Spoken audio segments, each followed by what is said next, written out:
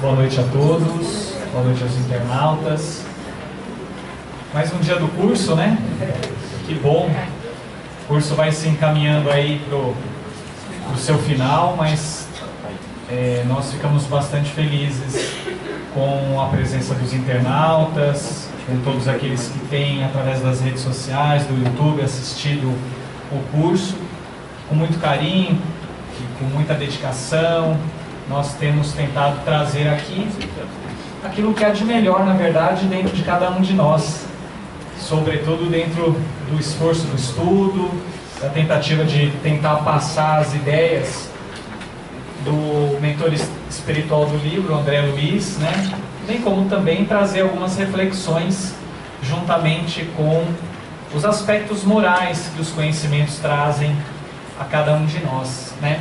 Eu acredito que o conhecimento ele só é útil se nós não só aproveitamos, né, desse conhecimento para termos mais conhecimento, mas também, sobretudo, o que ele nos renova, o que ele nos transforma, o que ele nos agrega, né, do ponto de vista de renovação moral, de renovação espiritual. E aí nós estamos na segunda parte do livro e hoje nós condensamos alguns capítulos em uma única aula. Vamos falar sobre os capítulos 12, 13, 16, 14 e 16. Essa aula seria dada pela doutora Evênia Prada, mas por questões pessoais ela não pôde estar conosco aqui essa noite. Mas os nossos agradecimentos a ela pela colaboração ao longo do ano conosco. Então o capítulo 12 trata-se da diferenciação dos sexos.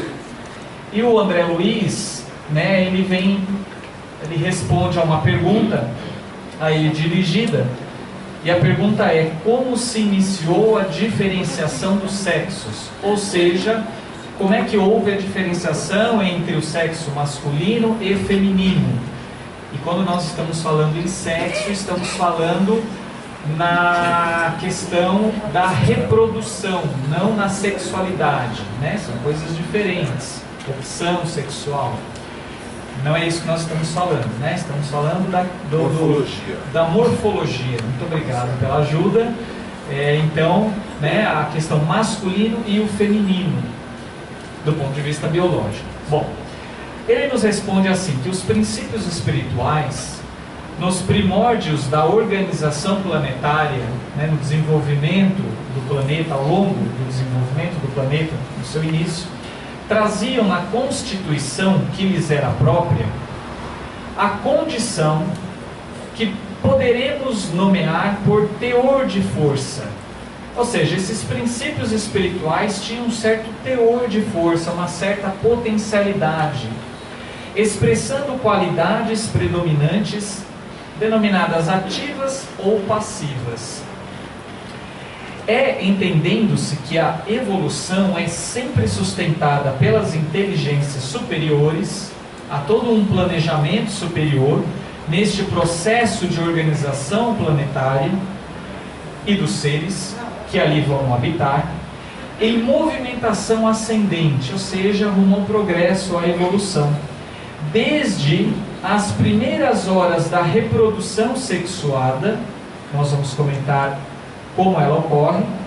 Então, desde as primeiras horas da reprodução sexuada, começou, sob a direção delas, das inteligências superiores, a formação dos órgãos masculino e feminino, que culminaram morfologicamente nas províncias genésicas, nos órgãos reprodutivos do homem e da mulher da atualidade. Então, é importante que a gente destaque que a reprodução sexuada ela não é só uma característica dos seres humanos. Ela é uma característica de muitos insetos e também de alguns grupos vegetais, né, de algumas plantas.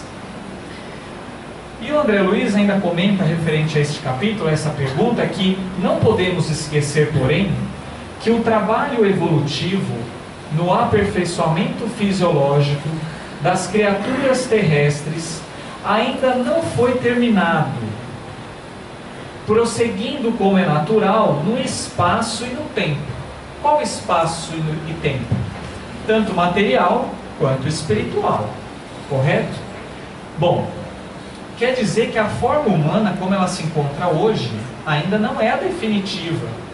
Quer dizer, ela sempre, assim como nós jornadeamos ao longo da escala filogenética, nós ainda vamos ter outras alterações, né? Vamos evoluir ainda também do ponto de vista morfogenético, como nós conhecemos hoje o ser humano, né? Quanto à perda das características sexuais, então a pergunta é, será que haveria, em algum momento ao longo da nossa evolução, a perda desses caracteres sexuais, né? Então, quanto a essa indagação, quanto a essa possível perda, estamos informados de que ocorrerá espontaneamente, então dentro de um processo natural, quando as almas humanas tiverem assimilado todas as experiências necessárias à própria sublimação, à própria evolução, ao aperfeiçoamento moral, rumando, após milênios de burilamento, de trabalho, de esforço, para a situação angélica, em que o indivíduo deterá todas as qualidades nobres inerentes à masculinidade e à feminilidade, refletindo em si, nos degraus avançados da perfeição, a glória divina do Criador. Portanto, o fato de nós, hoje, estarmos num corpo de um homem ou de uma mulher, assim como anteriormente nós, se hoje encontramos no corpo do homem, podemos ter habitado um corpo de uma mulher, e possivelmente, com grande probabilidade, praticamente certeza, podemos dizer que todos nós jornadeamos num corpo masculino e num corpo feminino. Amar o próximo como a ti mesmo, né? Pois é.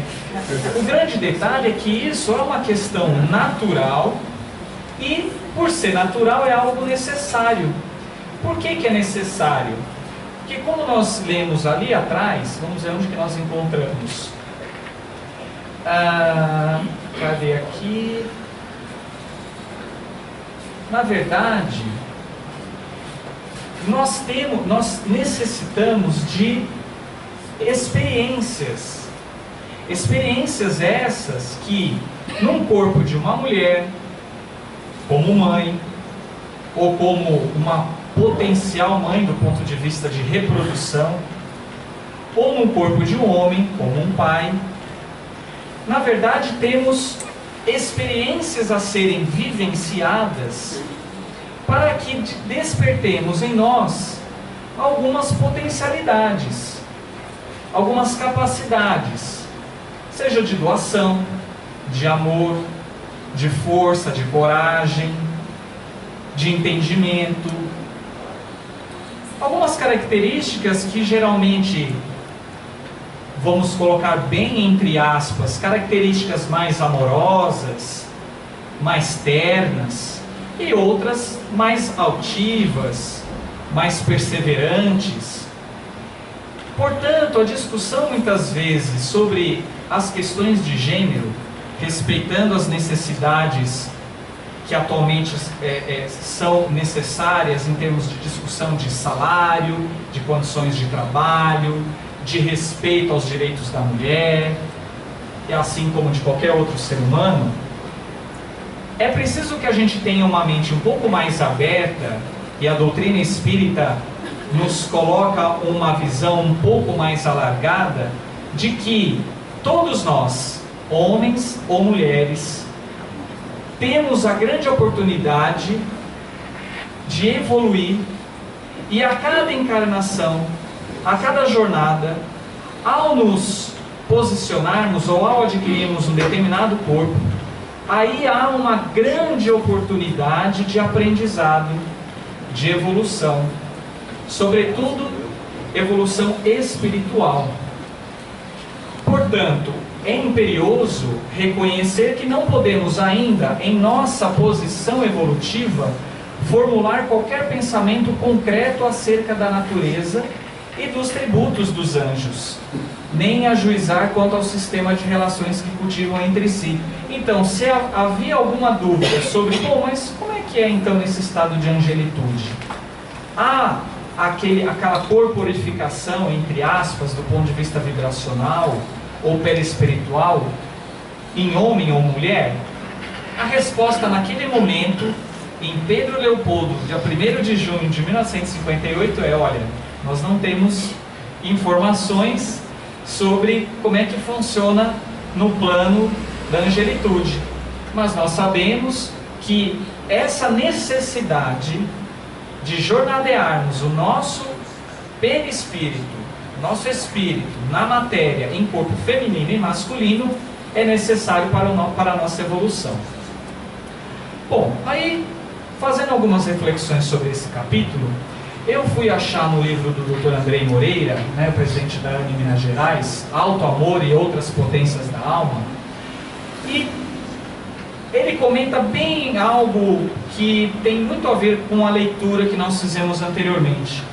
Veja só algumas reflexões dele. Ele diz assim: homens e mulheres são convidados a desenvolver sensibilidade e assertividade, intuição e razão, sentimento e afetividade, de forma que gestem a vida que vibra em si, ofertando o seu melhor à sociedade e à vida, nas condições em que se apresenta naquele momento, naquele corpo. À luz da imortalidade da alma, os conflitos de gênero não se justificam. Isso não quer dizer que a luta pelos direitos, a luta para que todos possam viver da maneira mais digna, mais humana, mais adequada, né? Não tem nada a ver com isso. Nós estamos falando aqui que conflitos de gênero não se justificam, que é o que muitas vezes nós observamos também no mundo atual, visto que o espírito, ser imortal, é assexuado. E a polaridade, aquela questão de estar no corpo de um homem ou de uma mulher, presente, né, de uma polaridade presente, representa apenas a vivência temporária, com a finalidade educativa no percurso evolutivo do ser. Daí a máxima de Jesus de amar ao próximo como a si mesmo, né, da compreensão do respeito pela vida humana, pelos direitos de todos, crianças, meninas, meninos, homens, mulheres, idosos, ele se faz presente. Porque independe, quando nós estamos falando no direito de alguém, e na nossa sociedade, como ainda estamos num mundo de provas e expiações, há ainda as desigualdades, e precisamos lutar sim para superá-las, mas a nossa visão ela tem que ser um pouco mais, até para que esses direitos sejam conquistados, a gente precisa ter essa visão um pouco mais alargada, de que quando estamos falando de direito de alguém, estamos falando de direito de um ser espiritual que vem jornadeando e que necessita de um aprendizado, que necessita de ter as suas garantias em termos de sobrevivência, de trabalho, de prosperidade garantidos. E ele continua na página 90 agora. As experiências de amor vencem as defesas soerguidas pela neurose de controle. É muito frequente que todos nós queiramos, ou nós queremos ter o controle de tudo, né? Controle sobre a nossa família, o marido que quer controlar a esposa que quer controlar a família, que quer controlar os filhos. Mas na verdade estamos aqui todos para experienciar o amor. E os conflitos existem, claro, para todos nós. Mas só o amor, né, que é capaz de fazer com que superemos esses conflitos. Fazendo então com que cada ser entre em contato com a necessidade fundamental de partilha, tendo a solidão existencial amenizada. O ser humano, independentemente da relação que você mantenha, homossexual ou heterossexual, a necessidade fundamental de partilha, ela é extremamente importante, principalmente quando pautada pelo respeito, pelo amor, pela dignidade.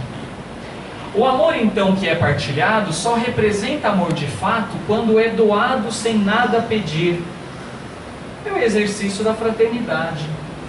Pelo prazer de ofertar e nutrir, porque tem para dar. A maternagem, olha que termo extremamente sensível e belo. A maternagem é dom da alma. Ele não está falando de maternidade. Ele está falando de maternagem. Está falando de sentimento. Sabe o que é? Então, vamos chegar lá. Olha, a maternagem é dom da alma em qualquer polaridade que estagie, que pode acolher ideias, ideais, pessoas, sentimentos e obras, desenvolvendo-as pela força do afeto, integrado à razão. É a capacidade que todos nós temos de desenvolver a afetividade, o amor, a doação. Ela independe da roupagem física, de homem ou mulher, ou da sua opção sexual. Ela é um dom da alma, ela está presente com cada um de nós. E o nosso objetivo é desenvolvê-la em qualquer corpo que nós estagiemos.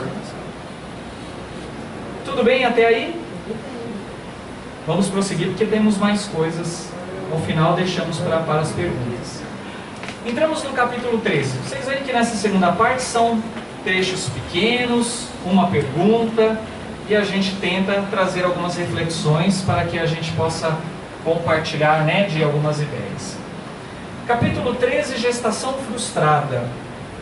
A pergunta colocada ao André Luiz é: como compreenderemos os casos de gestação frustrada, ou seja, aquela gestação que não se completa, onde o bebê não nasce, quando não há espírito reencarnante para arquitetar as formas do feto? Como assim? Todo bebê, ele não tem um espírito ali ligado? Vamos ver sobre isso. Em todos os casos em que há formação fetal, sem que haja a presença de entidade reencarnante, ele está dizendo que sim, que é possível, e nós vamos depois citar o livro dos Espíritos. Então, é possível sim que haja a presença de uma formação fetal sem que haja uma entidade reencarnante. Em que situação que isso acontece, nós vamos ver. Então, em todos os casos em que há formação fetal sem a presença do espírito, o fenômeno obedece aos moldes mentais maternos. Dentre as ocorrências dessa espécie, há, por exemplo, aquelas nas quais a mulher, em provação de reajuste, necessidade de aprendizado, em provação de reajuste do centro genésico, nutre habitualmente o vivo desejo de ser mãe, impregnando as células reprodutivas, as células dela, os óvulos, células reprodutivas, com elevada percentagem de atração magnética pelo espermatozoide, pela célula masculina, reprodutiva masculina, pela qual consegue formar, com o auxílio da célula espermática do homem, um embrião frustrado que se desenvolve, embora inutilmente, na medida, e esse inutilmente no sentido, quer dizer, ele não prossegue, não vai progredir, na medida de intensidade do pensamento maternal, que opera através de impactos sucessivos, condicionando as células do aparelho reprodutor, que lhe respondem aos apelos segundo os princípios de automatismo e reflexão. Então, possivelmente, aqueles casos de abortos espontâneos, por exemplo, nós estamos supondo isso, uma suposição, uma hipótese, plausível pelo que nós lemos até agora. Então, possivelmente esses casos se encaixe nessa observação que o André Luiz nos coloca. Tudo isso gerado, e aí como ele colocou, quer dizer, há toda uma necessidade para que aquele processo aconteça. Talvez, muitas vezes, motivado por esse desejo intenso,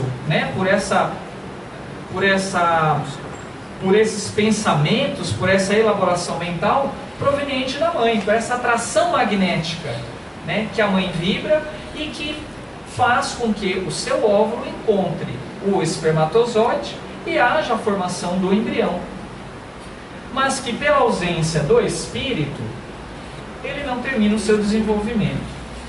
Em contrário, há, por exemplo, os casos em que a mulher, por recusa deliberada à gravidez de que já se acha possuída, nos casos de aborto provocado, expulsa a entidade reencarnante nas primeiras semanas de gestação, desarticulando os processos celulares da constituição fetal e adquirindo por semelhante atitude constrangedora dívida ante o destino.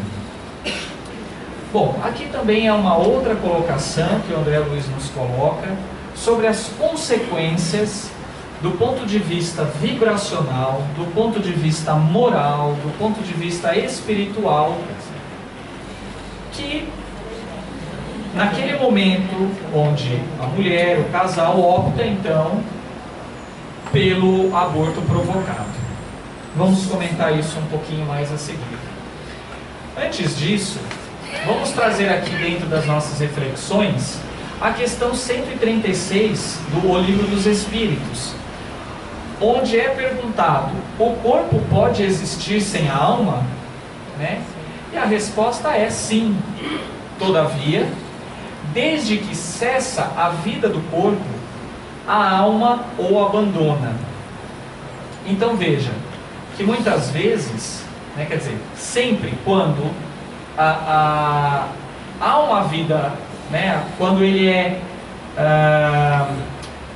é preenchido, quando esse corpo formado, ele, de certa forma, numa situação, ele tem a presença do espírito, que é o que acontece, né, em qualquer processo de morte orgânica, quer dizer, para que aconteça a morte, há o deslocamento do corpo espiritual da matéria física, e aí ele fica inanimado.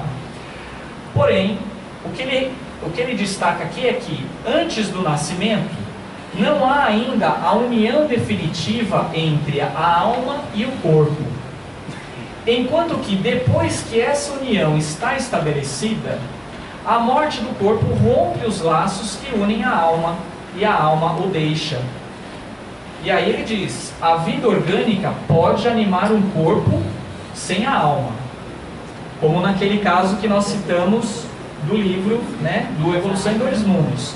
Mas a alma não pode habitar um corpo privado de vida orgânica, ou seja, um corpo que esteja em funcionamento, onde as células sejam capazes, né, de trabalhar, de desempenhar, né? Então, para que a alma, para que o espírito possa atuar no corpo, é preciso que o corpo tenha todas as condições necessárias para tal.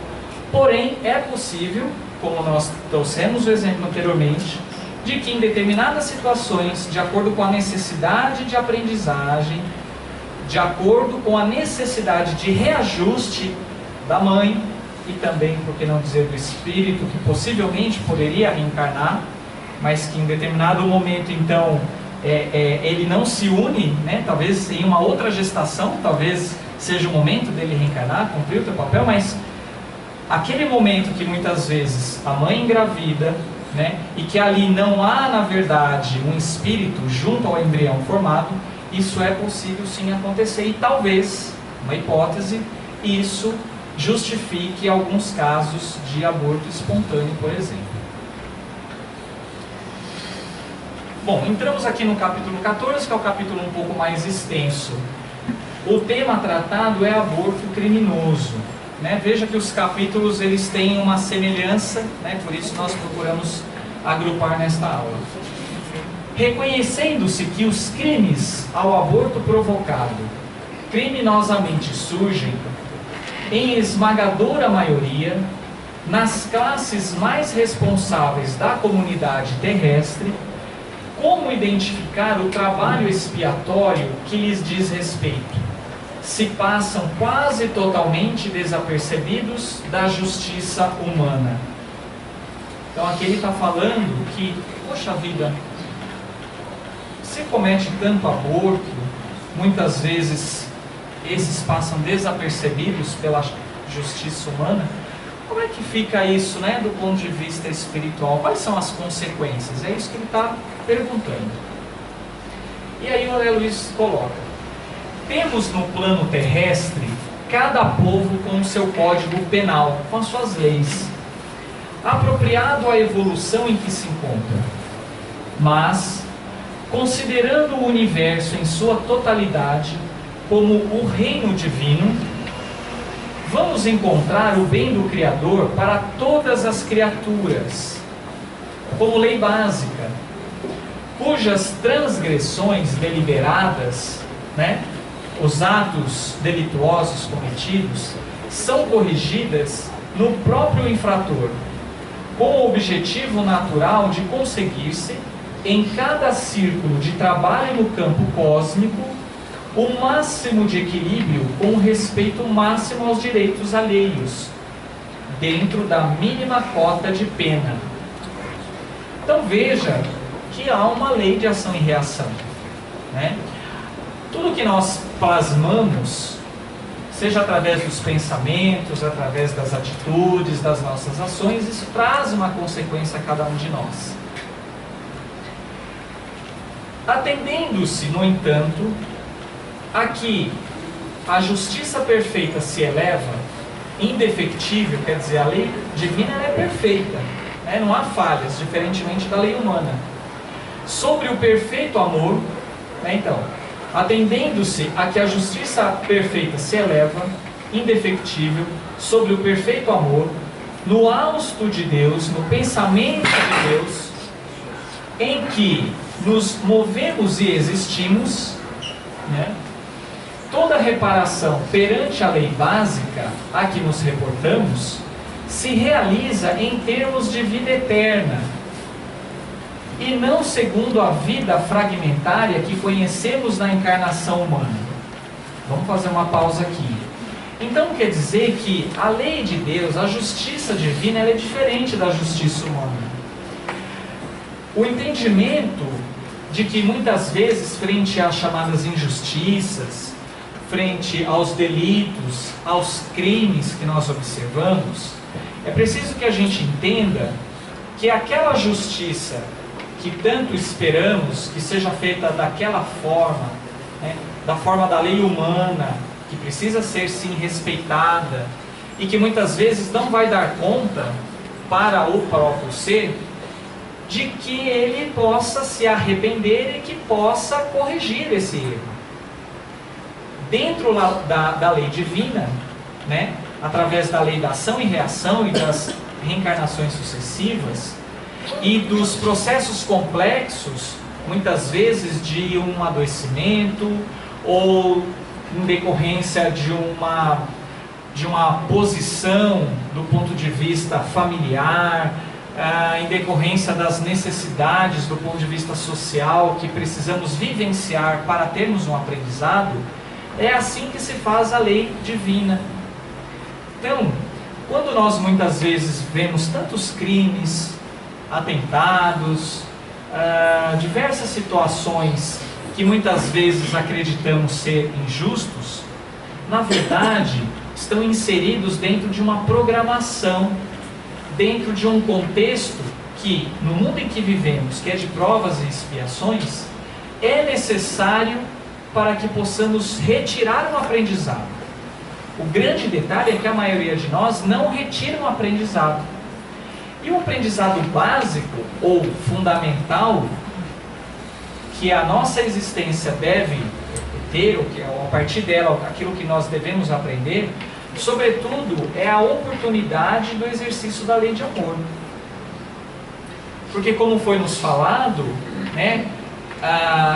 que ele coloca, a justiça perfeita, o perfeito amor. Estamos todos inseridos dentro desse processo de evolução que nos fará chegar na angelitude. Aí ele continua: porquanto uma existência pode estar repleta de acertos e desacertos, méritos e deméritos, e a misericórdia do Senhor preceitua não que o delinquente seja flagelado,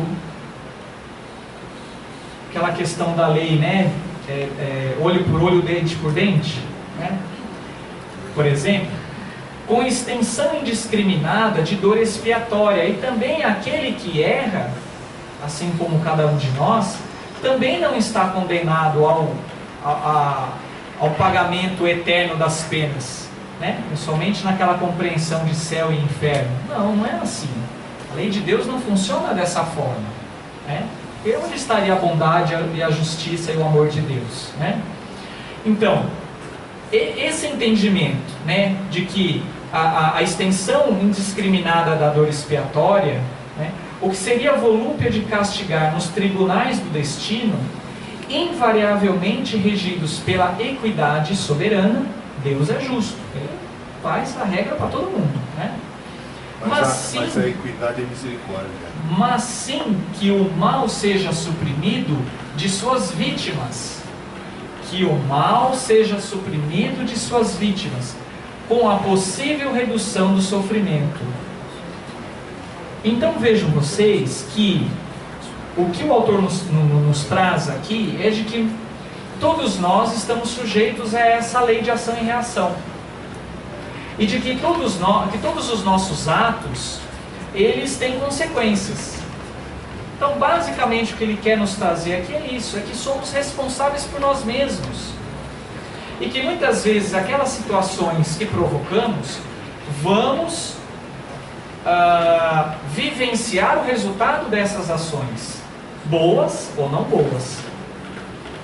Desse modo, segundo o princípio universal do direito cósmico, a expressar-se, claro, no ensinamento de Jesus, que manda conferir a cada um de acordo com as suas próprias obras, arquivamos em nós as raízes do mal que acalentamos para extirpá-las à custa do esforço próprio, em companhia daqueles que se nos afinem à faixa de culpa, com os quais, perante a justiça eterna, os nossos débitos jazem associados.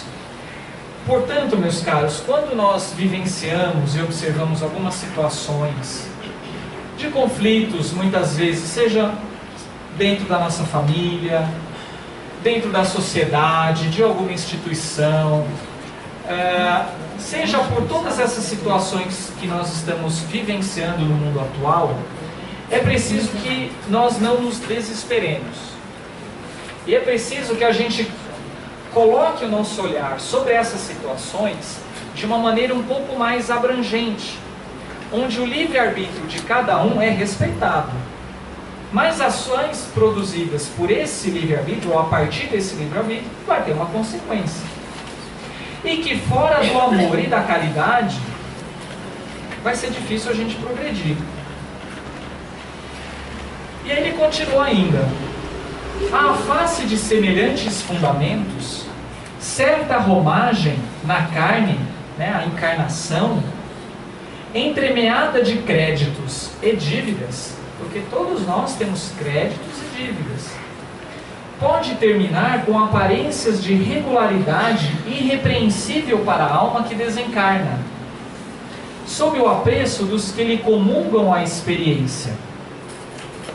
Então veja que, frente à somatória, créditos e dívidas, em decorrência daquilo que plasmamos ao longo das nossas existências, né? Quer dizer, nós vamos nos encontrar em determinadas situações, não só do ponto de vista material enquanto encarnado, mas também quando nós desencarnarmos, sob o apreço dos que lhe comungam a experiência, junto àqueles que vivenciam esses pensamentos, esses sentimentos, essas ações, seguindo-se de outra em que essa mesma criatura assuma a empreitada do resgate próprio, que assuma e que vivencie as suas necessidades de acordo com seus créditos ou dívidas, suportando nos ombros as consequências das culpas contraídas diante de Deus e de si mesma, porque na verdade essas ações em última instância fica registrado não só no corpo espiritual, no perispírito, mas sobretudo na mente, porque é a mente que modela o corpo espiritual. Então, quando violamos, como somos, de certa forma, como o próprio Jesus nos referiu, né? Somos feitos à imagem e à semelhança do Pai. Na verdade, estamos inseridos nesse amor paterno, neste hausto que nos alimenta constantemente. E quando nós erramos, ou quando nós tomamos ações más, quando saímos do bom caminho, na verdade não é Deus que se distancia de nós, é nós que estamos nos distanciando temporariamente das leis de Deus. Só que Ele é bom e Ele é justo, e Ele faz com que a gente possa responder pelos nossos atos. Não somos marionetes, né, nas mãos de Deus. Então, a fim de reabilitar-se ante a harmonia divina, caminhando assim transitoriamente ao lado de espíritos em cursos em regeneração da mesma espécie.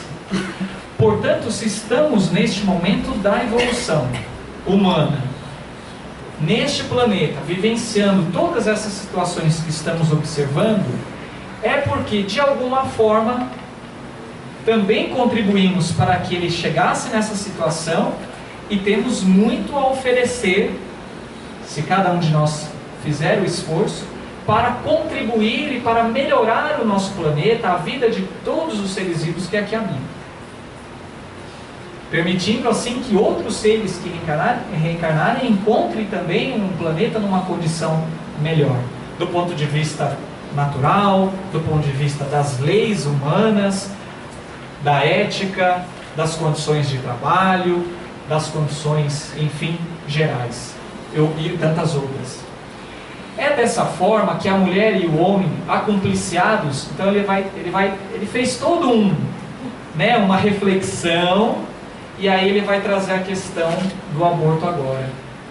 É dessa forma que a mulher e o homem, acompliciados nas ocorrências do aborto delituoso, mas principalmente a mulher, cujo grau de responsabilidade nas faltas dessa natureza é muito maior, talvez porque permita em seu corpo o ato, à frente da vida que ela prometeu honrar com a nobreza, na maternidade sublime, desajustam as energias psicossomáticas.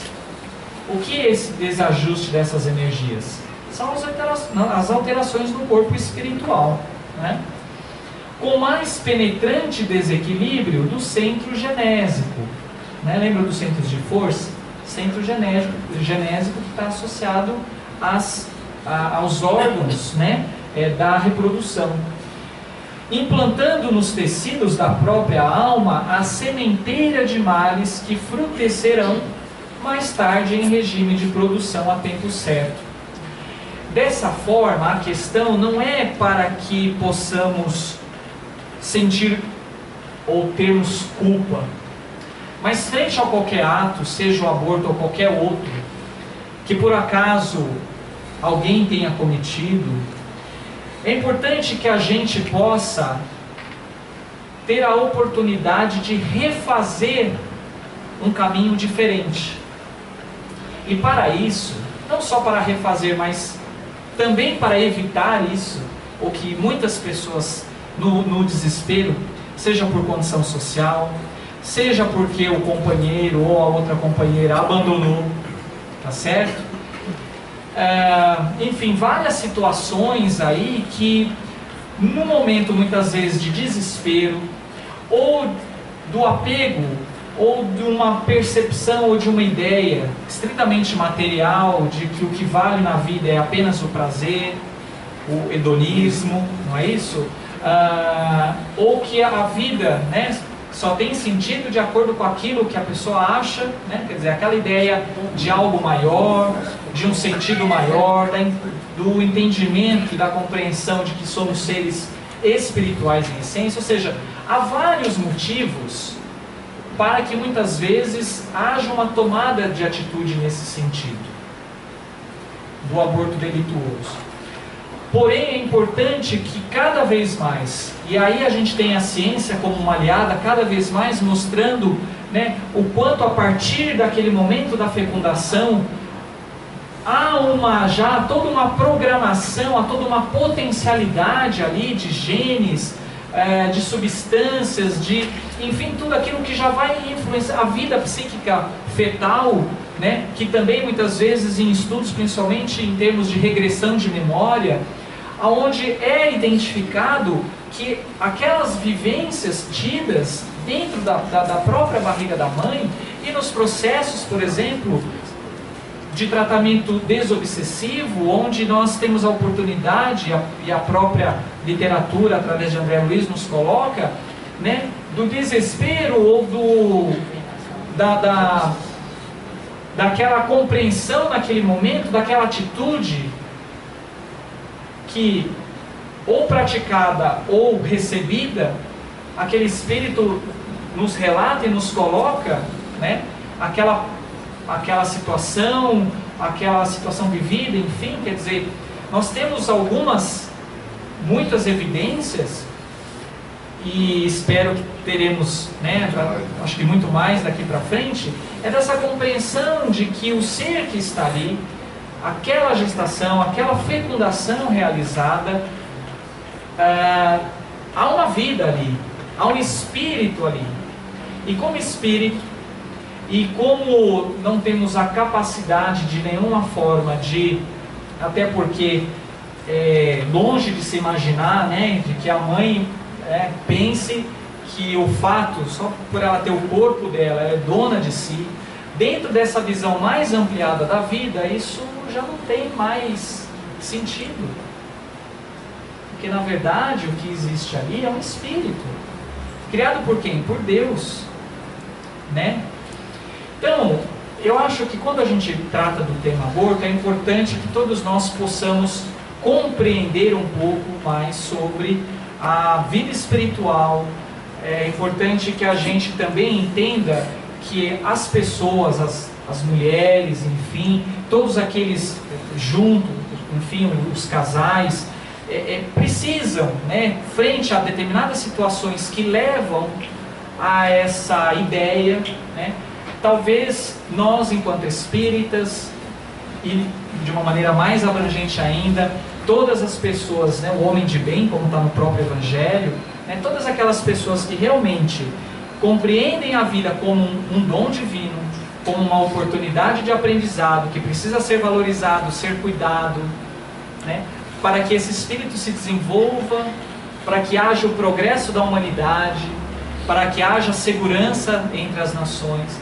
É preciso que a gente mobilize recursos de acolhimento, para que muitas vezes esse desespero, muitas vezes alguns problemas de saúde, e que haja também um esclarecimento de que, por exemplo, nos casos das malformações fetais, né, a questão da anencefalia e tantas outras, que a gente possa, e aí é a grande oportunidade que nós espíritas, né, quando bem conscientes, quando a gente tem essa compreensão adequada, nós temos as ferramentas que podem ser utilizadas para esclarecer e acolher aquela situação. E principalmente, aquelas que já cometeram, né, a mulher, enfim, também que possa também, que possamos orientar, né, de que é possível fazer um caminho diferente, né? É possível sim, e talvez algumas situações, frente a esse comprometimento com a lei divina, em algum momento ele tenha que ser cumprido de uma forma ou de outra, mas que a gente possa ter uma postura ativa, uma postura diferente, e ter a oportunidade, né, de refazer um caminho, né? Assim como qualquer outro ato, ou qualquer outra ação menos felizes que nós tivemos, ou que a gente chegou a cometer em algum momento, né? Mas eu acho que essa é a grande oportunidade, uma das, né, mas que nós, enquanto espíritas, com a visão alargada do mundo espiritual, do sentido da vida, do entendimento daquilo que somos formados, constituídos, temos a oportunidade de esclarecer, junto a todas as outras pessoas de diversas religiões, que, aceitando ou não a reencarnação, concordando ou não, isso pouco importa nesse momento, mas que também compreendem a vida como um dom divino, né? Uma oportunidade de aprendizado que precisa ser valorizado e respeitado. Bom, e ele continua, isso ocorre não somente porque o remorso, quer dizer, aquelas consequências, né, em relação àquele ato, ao aborto, isso ocorre não somente porque o remorso se lhes entranhe no ser, né, lhe marque a afeição de uma víbora magnética, mas também porque assimilam inevitavelmente as vibrações de angústia e desespero e por vezes de revolta e vingança dos espíritos que a lei lhes reservara para filhos do próprio sangue na obra de restauração do destino. No homem, o resultado dessas ações aparece quase sempre em existência imediata àquela na qual se envolveu em compromissos desse jaiz, na forma de moléstias testiculares, desendocrinias diversas, alterações, né, do ponto de vista endócrino, distúrbios mentais, com evidente obsessão por parte de forças invisíveis, emanadas de entidades retardatárias que ainda encontram dificuldade para exculpar-lhes a deserção. Então vejam vocês que obviamente nós não podemos generalizar, né, e cada situação, cada pessoa que está vivenciando muitas vezes algumas dessas desordens não necessariamente está relacionado, mas aqui André Luiz ele nos coloca então algumas justificativas frente a determinadas ações que tomamos em vidas anteriores ou na presente vida. Nas mulheres, as derivações surgem extremamente mais graves. O aborto provocado, sem necessidade terapêutica, revela-se matematicamente seguido por choques traumáticos no corpo espiritual, tantas vezes quantas se repetir o delito de lesa maternidade, mergulhando as mulheres que o perpetram em angústias indefiníveis, além da morte, de vez que, por mais extensas se lhes façam as gratificações e os obséquios dos espíritos amigos e benfeitores, que lhes recordam as qualidades elogiáveis, mais se sentem diminuídas moralmente em si mesmas, com o centro genésico desordenado e infeliz, assim como alguém indebitamente admitido num festim brilhante, carregando uma chaga que a todo instante se denuncia, porque isso fica registrado na nossa consciência, não é mesmo? Quer dizer, tudo está registrado na nossa consciência. Nada passa, né? Nada ultrapassa a lei divina, nada é escondido da lei divina, que é uma lei natural.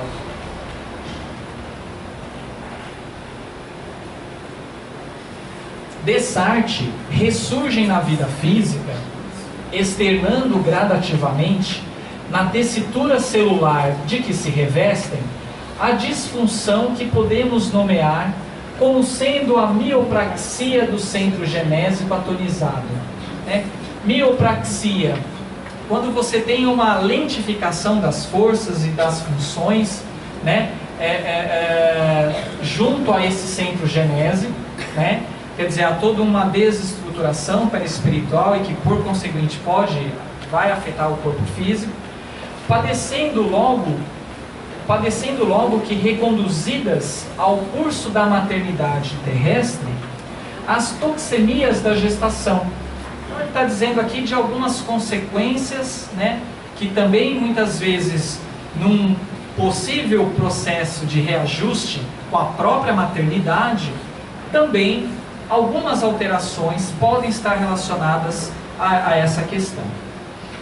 Dilapidado o equilíbrio do centro referido, as células ciliadas, mucíparas e intercalares, isso aqui ele está falando de células que geralmente estão relacionadas ao epitélio do endométrio, ao tecido do endométrio, não dispõe de força precisa na mucosa tubária, não só do endométrio, mas também ali das trompas, enfim, na mucosa tubária, para a condução do óvulo na trajetória endossalpingeana, que é um caminho, na verdade, desde quando o óvulo sai da região dos ovários até, então, após a fecundação, até chegar, por exemplo, à região ali do endométrio, né? Então, dilapidado esse equilíbrio, né, há muitas alterações do ponto de vista vibracional que vão repercutir no corpo físico. Isso acontece, né, de tal monta que nem para alimentá-lo no impulso da migração por deficiência hormonal do ovário, quer dizer, alguns distúrbios, né, que essa lesão perispiritual vai trazer no corpo físico. Então, atingindo a área genésica, determinando não apenas os fenômenos da prenhez, da gravidez, ectópica, quando acontece fora do útero, que é normalmente onde é para acontecer a gestação, ou localização heterotópica do óvulo, né, fora do útero. Mas também certas síndromes hemorrágicas de suma importância, síndromes hemorrágicas, né, em relação à mulher, decorrentes da anidação do ovo fora do endométrio ortotópico, quando o endométrio, enfim, ali o útero dentro da sua conformação habitual, ainda mesmo quando já esteja acomodado na concha uterina. Quer dizer, todas as consequências, não só do ponto de vista da fecundação, mas também quando alguns processos de fecundação que não acontecem habitualmente onde tem que acontecer, desculpa, a fecundação não, a gravidez, né, que vai acontecer ou no útero ou fora do útero, enfim, é que ele coloca várias situações, né, que podem estar associadas à questão do aborto criminoso, trazendo habitualmente os embaraços da placentação baixa, que é uma outra patologia na mulher, onde a placenta não está totalmente inserida, né, dentro da cavidade uterina, então ela fica um pouco mais para baixo, próximo do canal cervical, né, por onde o bebê atravessa, enfim. Ou também outro quadro que a gente chama de placenta prévia, que também pode levar a quadros de sangramento durante a gestação, que constitui, na parturição, verdadeiro suplício para as mulheres portadoras do órgão germinal em desajuste. Mais uma vez eu quero deixar claro que são situações que possivelmente podem estar associadas, mas nós temos que compreender também que tantas outras situações, resultados de ações provocadas por nós, a nós mesmos ou ao semelhante, podem levar a alterações, como nós relatamos anteriormente. Então, enquadradas na arritmia do centro genésico, outras alterações orgânicas aparecem, flagelando a vida feminina, como sejam o deslocamento da placenta eutópica, por hiperatividade, e aqui é um termo mais técnico, peço desculpas, mas é o autor que nos coloca, né, acho que até para que os médicos, né, chamem atenção, não é? Então, por hiperatividade histolítica da velocidade corial, a hipocinesia uterina, né, a dificuldade da contração uterina, favorecendo a germicultura de bactérias como streptococo ou gonococo, depois das crises endometríticas puerperais, né, após quando a mulher ganha o bebê. A salpingite tuberculosa, uma outra infecção, a degeneração cística do cóleo, a salpingoflorite, em que o edema e o exudato fibrinoso provocam a aderência das pregas da mucosa tubária, preparando o campo propício às grandes inflamações anexiais, em que o ovário e a trompa experimentam a formação de tumores. Bom, eu acho que assim, para um autor falar isso em 1958, através de uma psicografia, para uma pessoa, como o Chico Xavier, o Chico, né, viajou na maionese. É um gênio, né? É um gênio da não é verdade? Será que ele viajou na maionese? Né? com tanta riqueza de detalhe, né? Quer dizer, a gente precisa parar para pensar um pouco, fora o né? tratado de direito que ele colocou lá no começo, que é um negócio que merece ser estudado. As coisas que ele colocou no campo de direito estão já num nível bem elevado. Bem elevado, bem né? elevado. É. Bom, e aí ele continua, eu não vou assim, me prosseguir até pelo tempo, nós temos ainda algumas coisas para comentar, mas enfim, ele vai trazendo, e esse seria todos, né, se todos puderem ler esse capítulo 14, então ele vai falando, são 4 páginas na verdade, que ele vai trazendo todas as possíveis repercussões, né, do aborto provocado. Você poderia colocá-las para gravar e para a internet? Tem um livro, na verdade, quem vai fazer né? o acesso só no YouTube? Só mostrar aqui agora. Mostrar o quê? Desculpa. Então, é que como tem mais coisas, pelo tempo agora a gente não vai conseguir, a gente vai ter que... Mas acho que é interessante para que a gente possa em casa ler também, não só nós presentes aqui, mas os próprios internautas. Afinal, até o estudo se propõe a isso, para que a gente também estude em casa, traga as nossas dúvidas.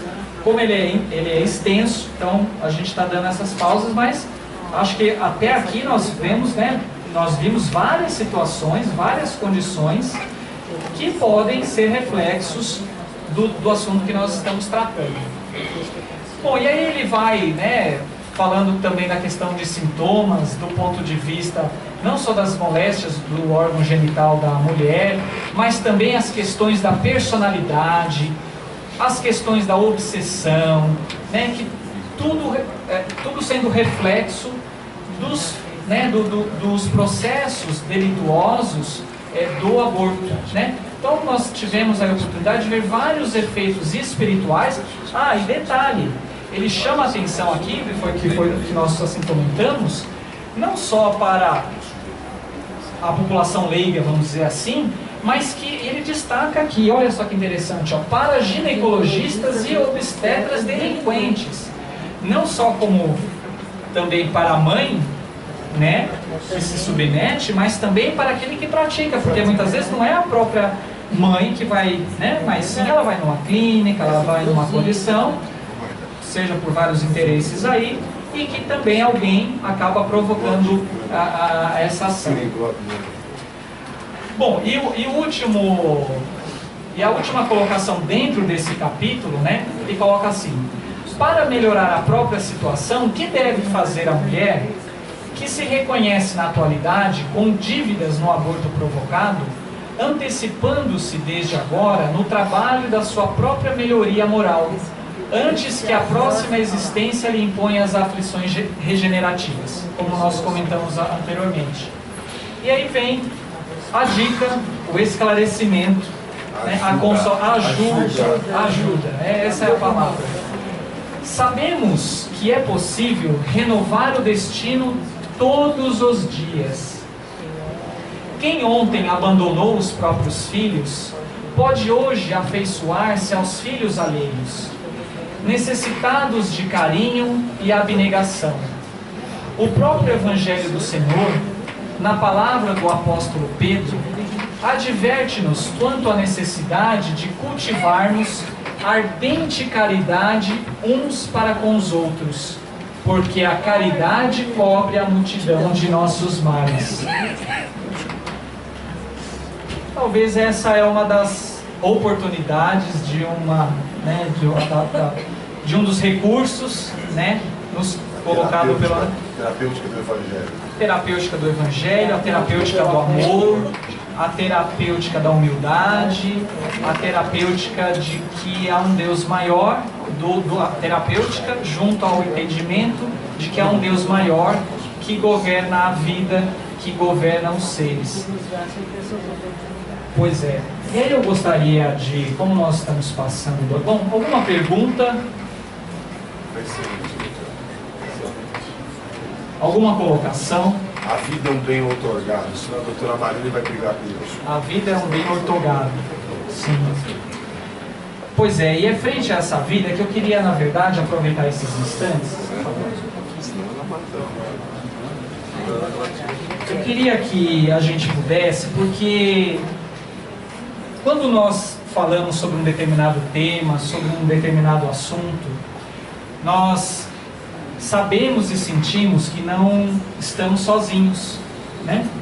Estamos numa casa de oração, estamos numa casa de amor. E nesses instantes eu queria convidar que cada um de nós, ao fecharmos os nossos olhos, pudéssemos, ao elevarmos o pensamento a Deus, termos esses instantes, esses poucos segundos ou minutos, de primeiramente agradecer a Deus pelo dom da vida. Agradecermos a Deus a oportunidade, muitas vezes, que nos é confiada, Senhor, para que possamos exercer através da maternidade, da paternidade, a oportunidade de manifestar amor, de crescimento, de reajuste. E vibramos nesse momento, Senhor, de todo o nosso coração, de toda a nossa mente, vibramos a todas aquelas mães, mulheres, cônjuges, que por algum instante neste momento pensa muitas vezes pelo desespero, pela falta de sentir muitas vezes na sua vida a comunhão junto a Deus, o desespero muitas vezes carregado pelo abandono, pelos preconceitos de classe, pela postura machista, que muitas vezes essas mulheres, essas pessoas são submetidas, estão submetidas. E a essas mães, mulheres, que nesse momento se passam por suas cabeças, pelos seus pensamentos, buscam de alguma forma, através da prática do aborto, resolver os seus problemas, essa situação, que nesses instantes, Senhor, essa nossa vibração de amor chegue até a cada uma delas. Que essa vibração e que o amparo através da espiritualidade, das pessoas de bem que podem cercá-las, que elas sejam tocadas em seu coração, para que assumam a maternidade da melhor forma possível, que sejam amparadas com recursos, com equipes de profissionais, junto à comunidade. Enfim, Senhor, nós pedimos humildemente que toque no coração de todas essas mães, para que elas se sintam amparadas e fortalecidas nessa decisão. Que a figura da Mãe Maria esteja presente, ou seja presente nesses instantes, junto a cada uma delas. E a todos aqueles que cometeram ou que sofreram tal prática, rogamos a Deus a misericórdia, o amparo, e que nós tenhamos a certeza de que a justiça divina, ela tem por propósito trazer aos nossos corações, aos nossos espíritos, a oportunidade do reajuste, do refazimento, e que tenhamos, então, através da nossa vibração, que possamos emitir paz, amor, e que o sentimento de perdão e de arrependimento seja vivenciado e sentido a todos esses corações. Que Jesus nos abençoe, hoje, agora e sempre.